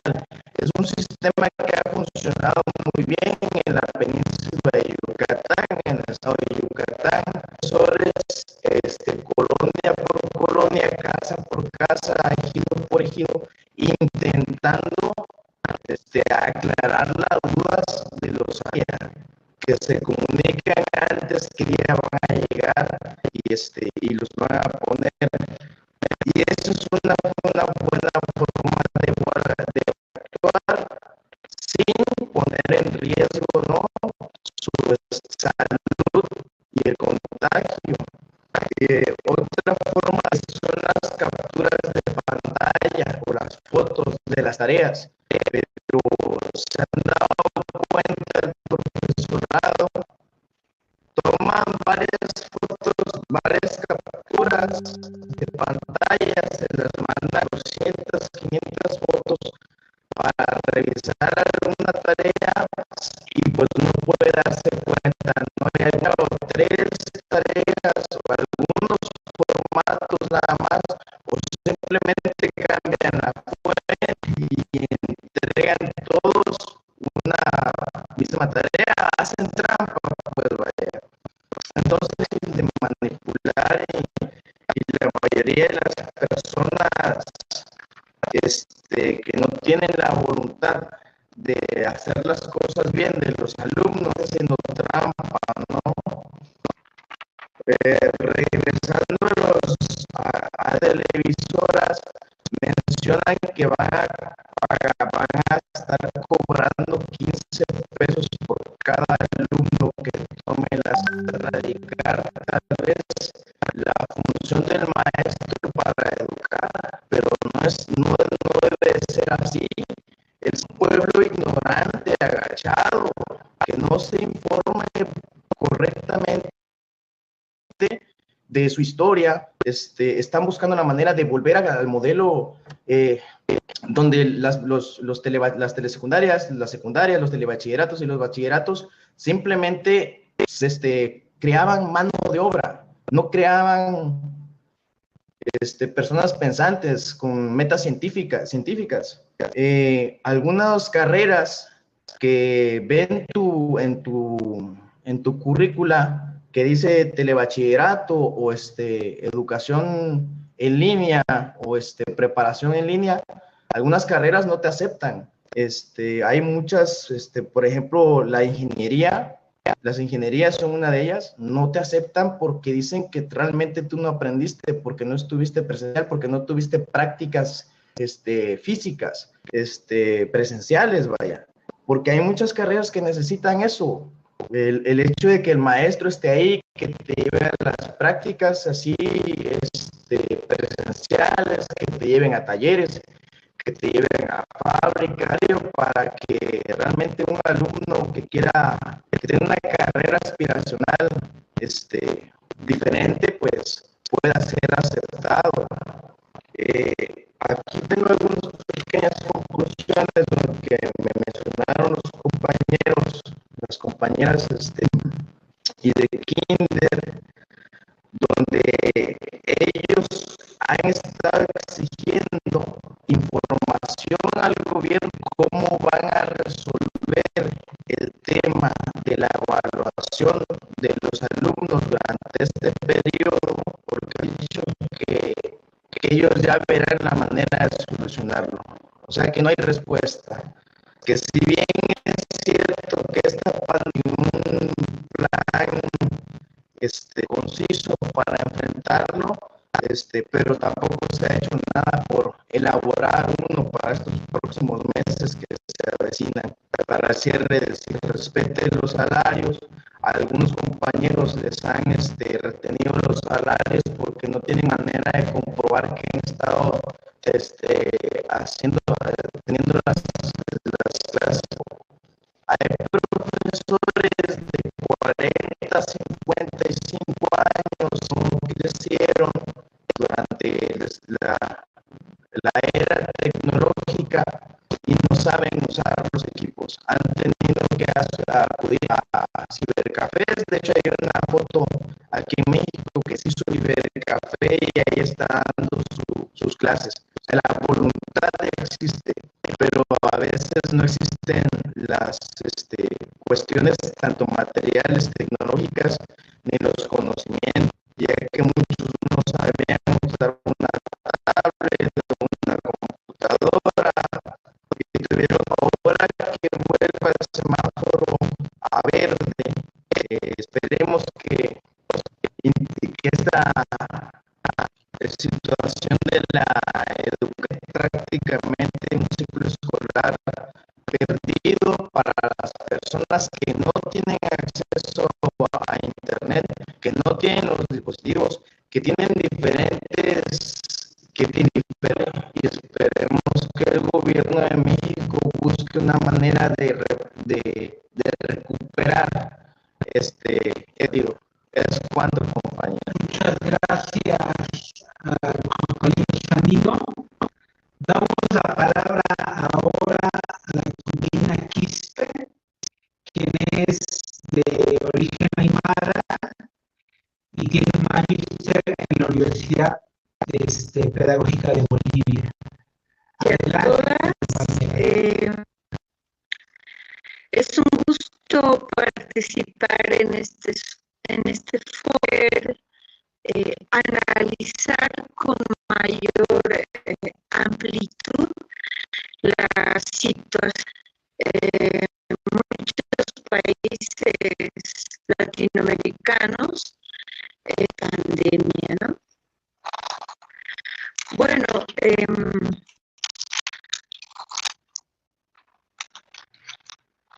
Bolivia, cual se ha denominado modelo sociocomunitario productivo, que tenía como objetivo de que la formación académica de los estudiantes o una educación bancaria de conocer solamente los conocimientos, sino a que esos conocimientos vayan arraigados con la práctica de la comunidad. Precisamente por eso el modelo se llama sociocomunitario, a partir de la comunidad, y que esa práctica desarrollada con la comunidad pueda generar un producto que transforme la realidad educativa.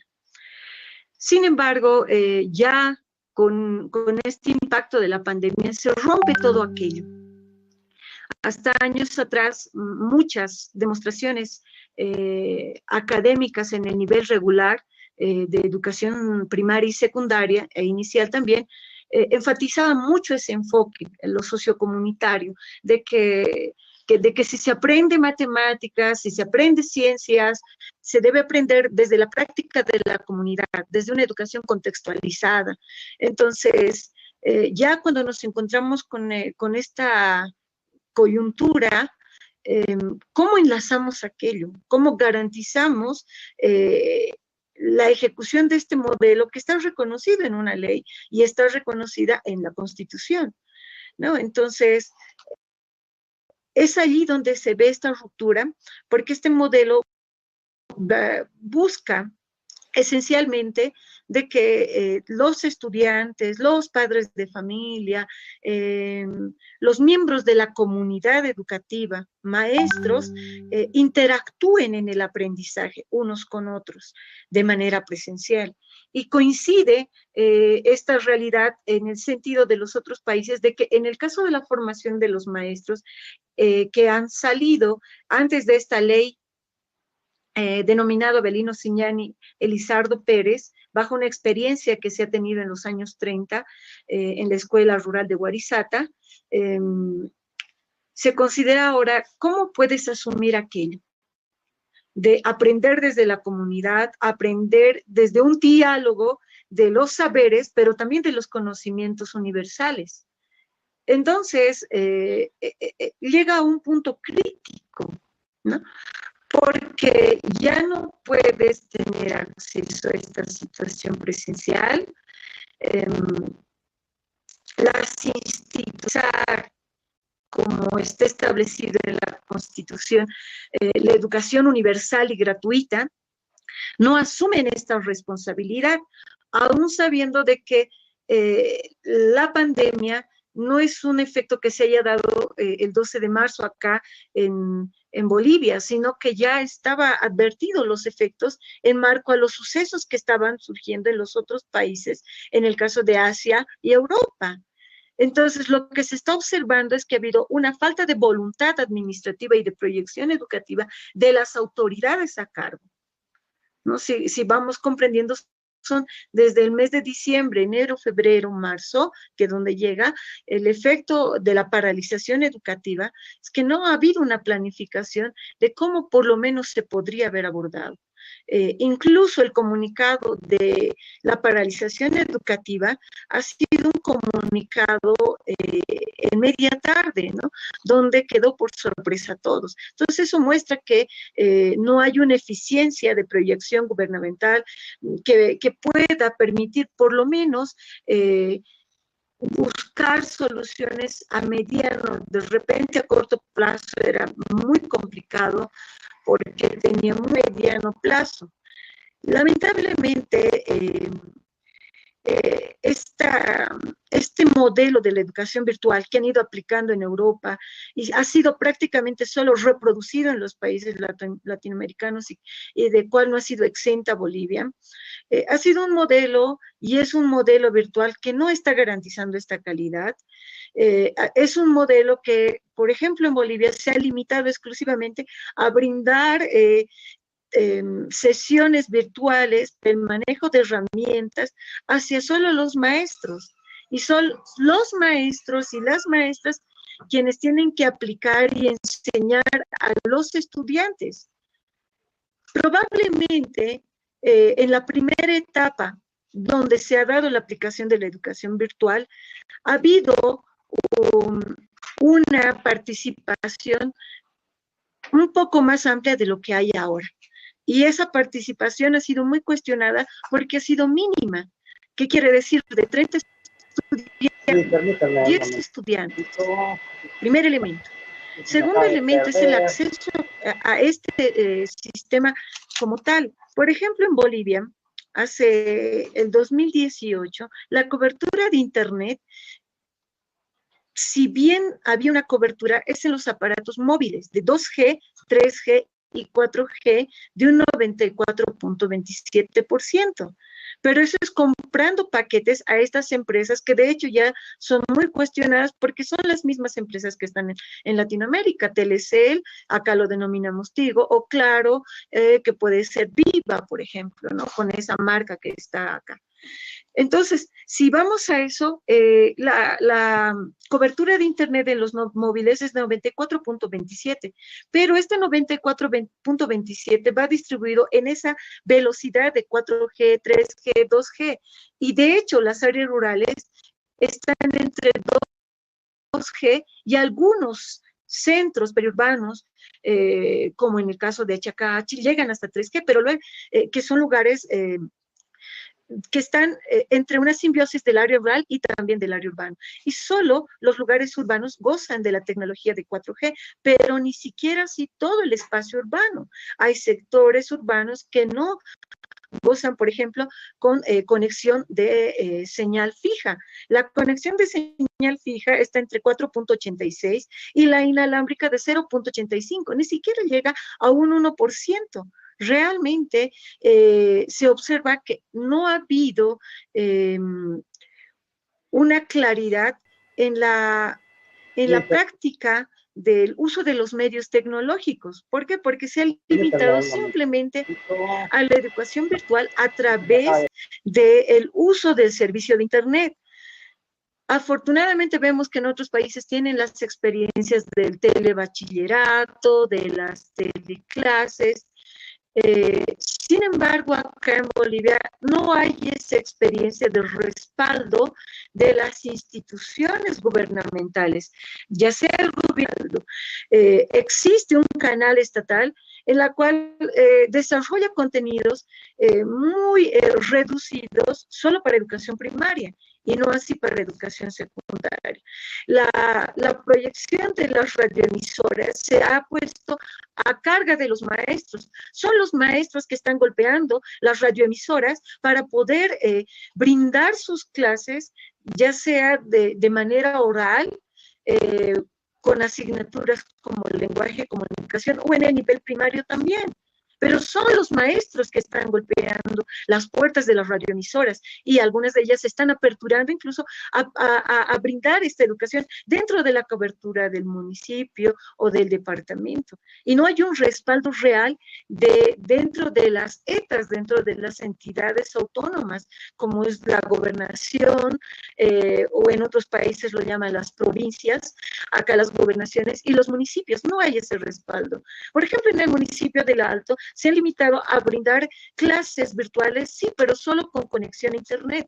Y eso requiere que tengan la posibilidad de conexión y de poder tener el alcance ilimitado para estar las 2 o 3 horas viendo ese taller o viendo ese seminario, que no es la realidad que no permite asumir esta educación de las y los estudiantes y asimismo garantizar de que los maestros y las maestras puedan enseñar sus contenidos como tal.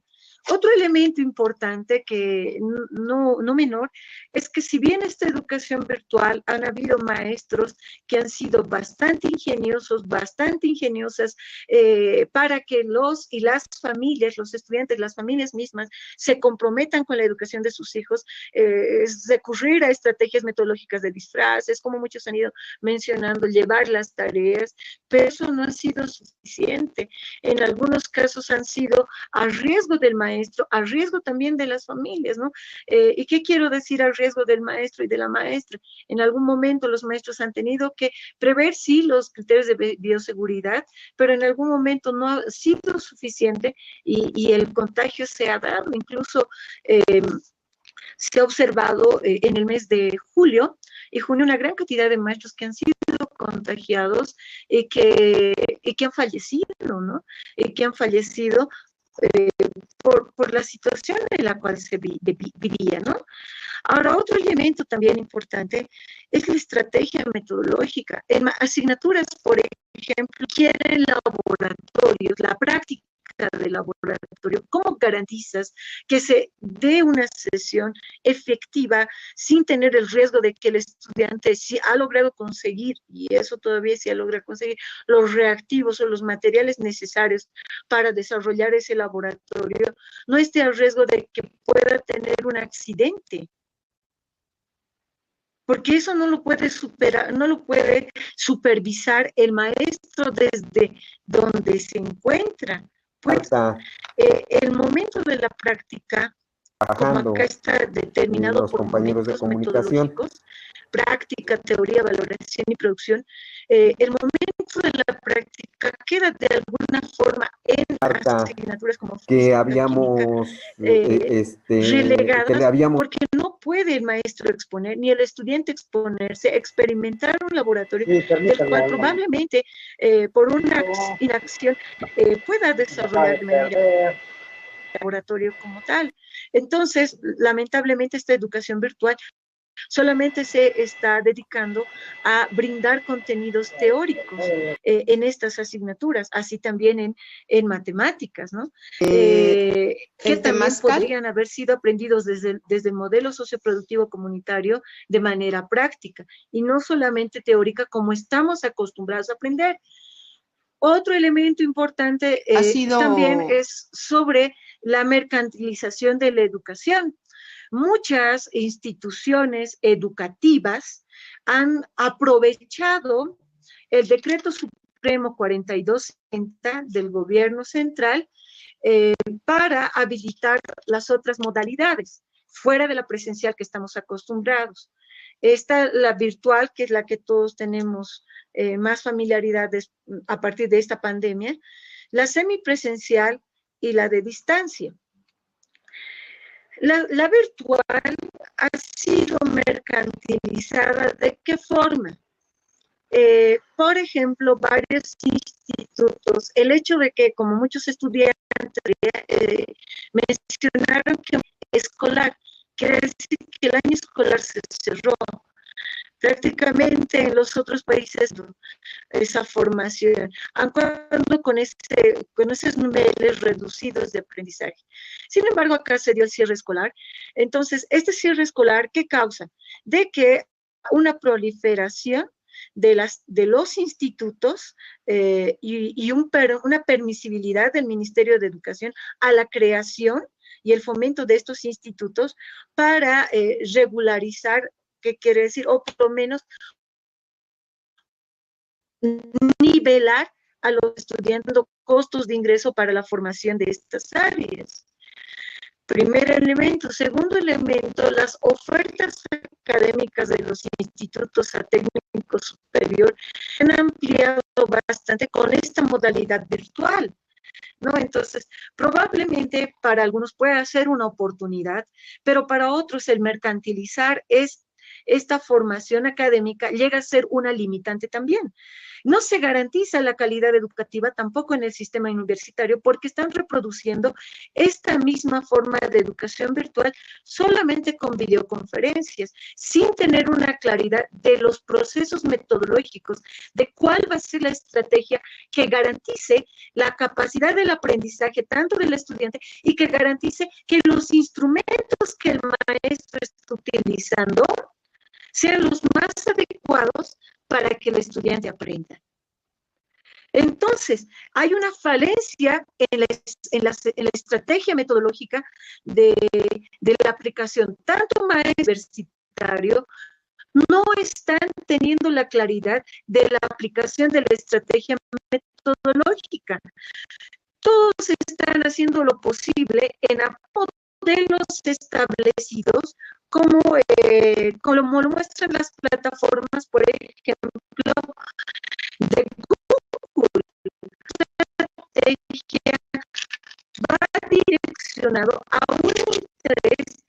Las personas que están dentro del electrónico estén instruidas y no así, instruidos para qué.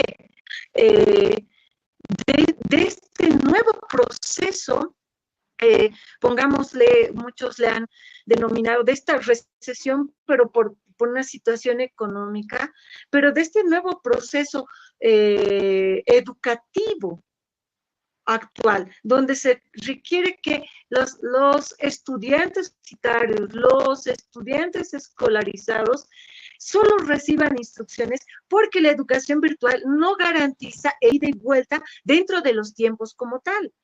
¿Por qué? Porque hay un bloqueo comunicacional, así como en estos momentos. Para lograr escuchar o ser escuchado, creo que debemos callarnos todos y recién el otro va a poder percibir. Pero cuando estás en un aula, cuando estás en un salón, los estudiantes, el maestro, todos nos observamos. Por eso no podemos garantizar a partir de este proceso virtual, porque tampoco podemos exigir por ende de que se pueda aperturar sus cámaras, porque es como estuviéramos entrando a sus espacios discretos de su familia, que de repente se sienten incómodos mostrar aquello porque no tienen la familiaridad necesaria como para mostrar otros elementos, no se están evaluando. Entonces, por eso hay muchos estudiantes que prefieren cerrarlo y hay más puntos de distracción, no se garantizan, ¿no? Ahora, un elemento, hablamos estrategias, los momentos metodológicos, no se garantizan, pero también vemos de que desde los estados, por lo pronto en el caso nuestro, desde el gobierno boliviano, no han desarrollado para garantizar la educación. Este decreto de 4260 para volver a clases, dentro de su último parágrafo, establece de que y a distancia, o sea que no hay una responsabilidad del Estado de continuar formación académica, porque dice que no hay entonces ahí se observa que de los canales estatales ni en las radios como tal, ni conmina a que los para la continuidad de este proceso. Entonces, ¿qué es lo que está pasando ahora? Que cuando hay el cierre escolar, solamente las personas que tienen condiciones económicas están dando continuidad a su formación académica, como lo mencionaba el estudiante del Colegio de San Calixto, de que se ha firmado un contrato entre la empresa, en este caso, y esto ha sido muy criticado desde las naciones y pueblos originarios, porque esa labor en el proceso de las personas que tenían condiciones económicas, sus maestros, y los demás no tenían cuál había la imposición de la colonia. Entonces, hay esta crítica desde las naciones nativas en su rol de garantizar la educación gratuita y universal, maestros de manera unilateral, a iniciativa propia, están desarrollando con las y los estudiantes bajo dos modalidades, tanto en provincias como en las ciudades, pero no es una realidad nacional, es iniciativas de algunos lugares y que afortunadamente están creciendo. Las dos modalidades que se están aplicando es la vía de distancia, dejando los materiales, elaborando cartillas en las unidades educativas para que los estudiantes puedan tener acceso y recogerlo cada semana y observar cuál es el avance curricular. No encuentras esas dos modalidades. Pero pese a estos dos esfuerzos, ¿no?, la participación de los y las estudiantes es mínima. De 30 estudiantes son 100. Entonces,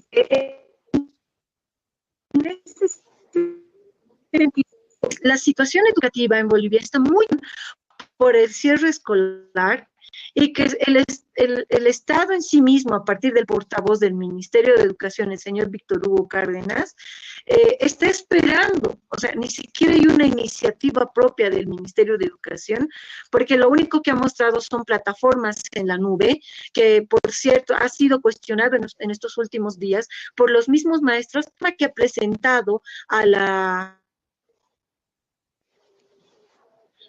los medios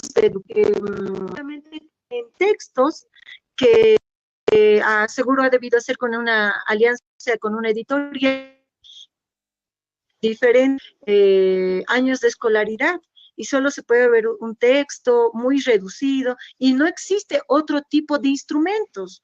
Porque recordemos, si solo es un texto, quiere decir que ese texto puede ser consultado mientras la persona tenga acceso a internet, porque no se puede descargar. Ese texto que está subido en la plataforma es un texto que solo se puede observar mientras la persona esté conectada a internet. No se descarga, no hay material audiovisual, sí materiales, textos para el nivel primario, pero secundario, más que de ese texto, bajo una editorial con cierta línea ideológica cristiana, con una cierta afinidad cristiana, y eso también es cuestionable, porque Bolivia constitucionalmente está declarado un estado laico, respeta la cultura, el sentir cosmogónico de la necesidad, pero al mostrar cierta afinidad religiosa, entonces como en un momento en el Estado republicano mostraba religión única del Estado, más esa no es la realidad dentro de nuestra Constitución actual. Son aspectos que nos preocupa bastante como maestra, porque estamos haciendo los mayores esfuerzos posibles para garantizar la continuidad de nuestros estudiantes dentro del nivel secundario y asimismo la continuidad dentro de la educación superior en los niveles correspondientes. Otro elemento no menos importante es la alfabetización digital de los maestros, ¿no? La alfabetización, el Ministerio ha mandado bajo 3 programas que Testigo, que es bajo una alianza con esta empresa de telefonía bastante criticada, Google. Esas tienen una línea ideológica marcada. Entonces, solo se busca reproducir esa forma educativa en la cual ellos se establecen. Y eso no apertura a ver otras formas de paradigmas educativos emergentes que se está viviendo ahora. ¿Por qué hay una simbiosis? Porque aún se sigue cierta normalidad que se está volviendo dentro de los espacios territoriales, ¿no? Actualmente, según informes no del Ministerio, del Gobierno, mencionaban que este mes de septiembre, inicios mes de septiembre, debería ser el pico más alto de contagio de la pandemia. Pero casualmente es donde más están flexibilizando las medidas. Entonces, eso es muy criticado, porque aparentemente esto ha politizado del gobierno actual, bajo un interés electoral, ¿no? Porque precisamente el 6 de septiembre debería haberse llevado las elecciones nacionales. Entonces, bajo el discurso del gobierno nacional, proyección de mayor contagio debería haber en inicios de septiembre, se ha prorrogado las elecciones. Entonces, si se ha prorrogado, ¿por qué se están flexibilizando la seguridad? Ejemplo, los horarios. Inicialmente no permitían de sábados y domingos, ahora ya se permite la circulación de sábados y domingos. Segundo, no se permitía, por ejemplo, en el departamento de Santa Cruz, que es el departamento que más contagios registra a nivel nacional, es en el que más flexibilidad se ha dado. El Departamento de La Paz aún cumple las medidas de bioseguridad en términos de distanciamiento social, que cargan la cantidad de capacidad de pasajeros de 14, solo 8 pasajeros, o hasta 9. Pero en Santa Cruz, que tiene cantidad de contagios, de distanciamiento social dentro del servicio público de transporte. Entonces, ¿qué? 14 pasajeros ahí. Y el único elemento de seguridad puede ser el hijo. O puede, a partir del 14 de septiembre, los salones de fiestas. Es decir, eso, se está aperturando los salones de fiesta. Hay apertura en el transporte público. Ahora se ve en el caso de los cines y los gimnasios. Y la voz del ministro de gobierno, señor Murillo, establece de que aunque metiéndole a la cárcel no se van a aperturar las escuelas.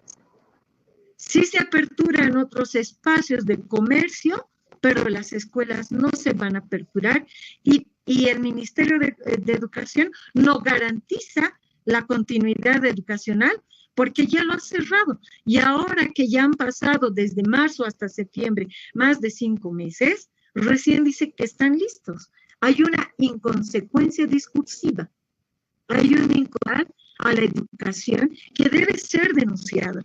Debe ser denunciado por todos los medios posibles porque hay un punto de discriminación a los más de 2.000 estudiantes a nivel nacional del sistema público, aquellos estudiantes que no tienen las condiciones para acceder y pagar a los maestros o pagar a la institución privada, en este caso a las unidades educativas privadas, para que sigan continuando sus clases.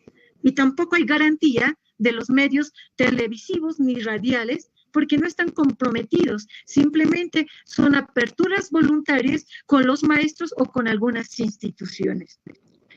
Entonces, para nosotros, o por lo menos para mí como maestro, considero que este es un golpe a la educación, pero también es una oportunidad educativa como maestra aymara. Y digo que es una oportunidad educativa porque genera nuevas formas de educación desde las comunidades. En el proceso crítico en el cual estamos viviendo en términos políticos, hubo líderes que han ido formándose a partir de crear la universidad ambulante, espacios formativos dentro de las comunidades, en galpones abiertos, donde participa la comunidad con los niños, con los jóvenes, para formarse de los procesos históricos. Esa es una nueva forma de educación que se están dando en las comunidades y que no responde a estos medios tecnológicos de manera directa, ni a estos procesos metodológicos que estas empresas, Cisco, Tigo y Google, buscan que se ejecuten de manera instructiva como una máquina de instrucción educativa en alianza con el Ministerio de Educación. Pues son las naciones que están haciendo resistencia a partir de sus propios espacios de autoformación y de autoeducación de los procesos históricos.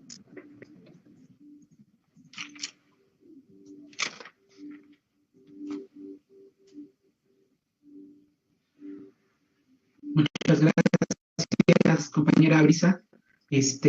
Por último, damos la palabra a la compañera Natalia Musso. Ella el es temazcal egresada ha sido de la carrera de pedagogía, un baño docente y militante del grupo Tiempos Modernos. Adelante, Natalia. Hola, ¿aquí me escuchan? Sí. ¿Sí? Sí, muy bien. Bueno, yo traje, antes que nada, gracias a todos los que nos han compartido. Para mí ha sido muy enriquecedor escuchar pues las experiencias y las valoraciones que hay alrededor del tema en las distintas latitudes, ¿no? Traje una presentación que me gustaría compartirles. No sé, Rodolfo, si puedo hacerlo o espero. Adelante, adelante. ¿Sí? Ok. Bueno.